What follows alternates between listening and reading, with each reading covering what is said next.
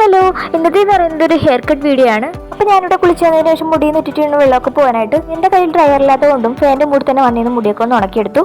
അതിനുശേഷം മുടി മുന്നിലേക്കും ഒക്കെ ഇട്ട് ഇതിലുള്ള ജടയൊക്കെ നന്നായിട്ട് കളഞ്ഞു. പിന്നീട് ചീർപ്പ് ഉപയോഗിച്ച് പിന്നെ വലിയ വരുന്ന ഭാഗം വെച്ച് മുടിയൊക്കെ നന്നായിട്ട് ചീകി കൊടുക്കുക. ഇതിൽ ജടയൊക്കെ നന്നായിട്ട് പോകാനായിട്ട് നമ്മൾ ശ്രദ്ധിക്കണം. അതിനുശേഷം മുടി എല്ലാം കൂടി ഫ്രണ്ടിലേക്ക് ഇട്ടതിന് ശേഷം മുടിയിൽ ഒരു ബണ്ണിടുക. അടുത്ത സ്റ്റെപ്പ് എന്ന് പറയുന്നത് അതുപോലെ തന്നെ താഴെ ഒരു ബണ്ണിട്ട് കൊടുക്കുക. അപ്പോൾ മുടി നന്നായിട്ട് ചീകി വേണം ബണ്ണിട്ട് കൊടുക്കാൻ, എന്നാലേ മുടി ഒരേ അളവിൽ വരൂ. എത്ര ലോങ്ങിൽ വേണമെന്നുള്ളത് നമ്മൾ ആദ്യം കട്ട് ചെയ്യുന്ന ഈ മുടി ആശ്രയിച്ചിരിക്കും. നമുക്ക് വേണ്ട അത്ര അളവിൽ കട്ട് ചെയ്ത് കൊടുക്കുക. രണ്ടാമത് ഈ ചെവിയുടെ സെക്കൻഡ് സ്റ്റെപ്പ് ഇടുന്ന ആ ഭാഗത്ത് നിന്ന് നേരെ മുടി എടുത്തതിന് ശേഷം ആദ്യം ബണ്ണിട്ടതുപോലെ ബണ്ണിട്ട് കൊടുക്കുക.